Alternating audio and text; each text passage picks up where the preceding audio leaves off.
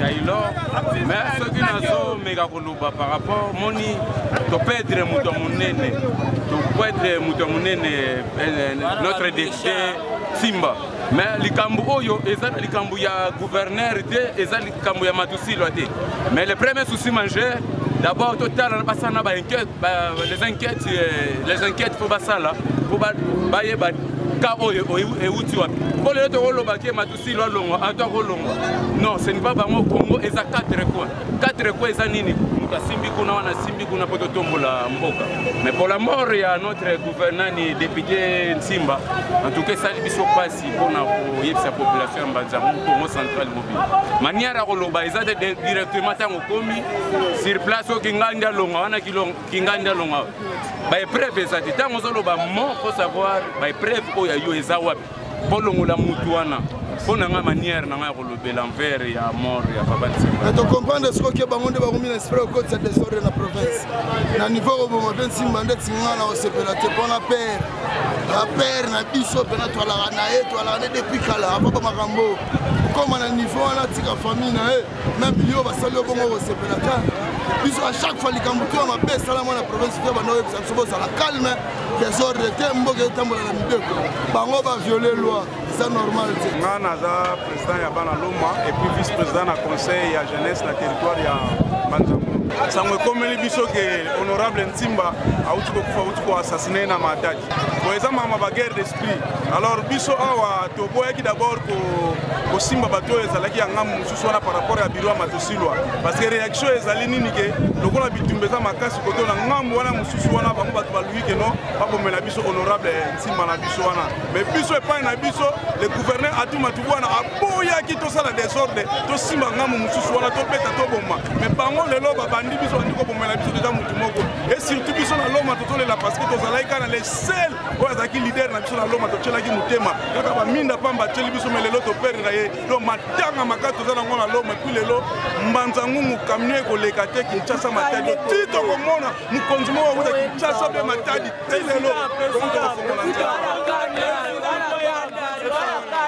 comme on a un Congolais de bout de droit, Tozawa, on peut constater que la population Loma est en Akandama au Saranate. Parce que ça un être cher, le honorable Ntimba, et ça coup dur aux populations Loma, à Outikola Mkanamona Tongolelo. Sur ce, de diriger d'abord banquette indépendante, peut déterminer par hauteur matérielle et intellectuelle et locaux. Dédé, Tosengi,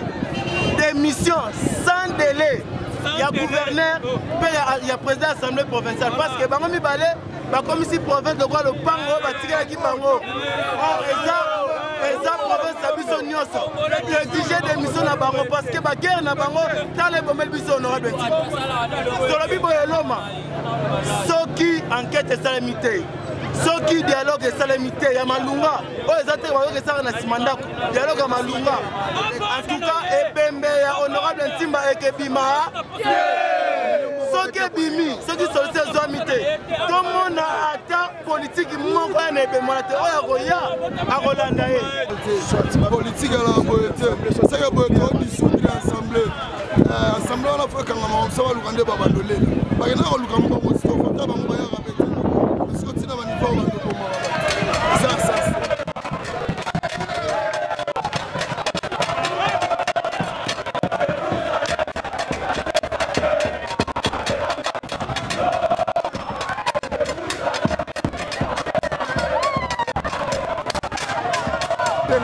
président Paul Nakataloma, Omoni Oyo honorable de fait honorable Ntimba, Yoyo à la Tifeste, Omoni Alza Papa Moko Aliaka Nabatu, Amelaka Nabatu, Nakamisi Romona est partout, Aza toujours na sans été. Donc Talisa Bango bien et l'Axinini, à partir d'aujourd'hui, honorable Matusiwa, honorable Atou Matouana, Congo, d'Antoti la Nyos Bafan, ceux qui Bafan sans été. ebembe ya honorable Ntimba moyebima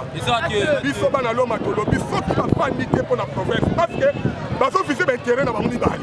avant ebembe oyo ebima bafanda ndenge batikela bakongo soki bafandi te ebembe ekobima te okomanifeste yango ntina ti ifo président fandi aya comment c'est possible baprovince nyonso efi bavantage kaka Congo central depuis babandi eloko moko basalaka eza te chômage na kati ya Manjangungu Covid-19 eye jusqu'à présent bazokontinue na basenado na bango yango tolobi oyo butu tele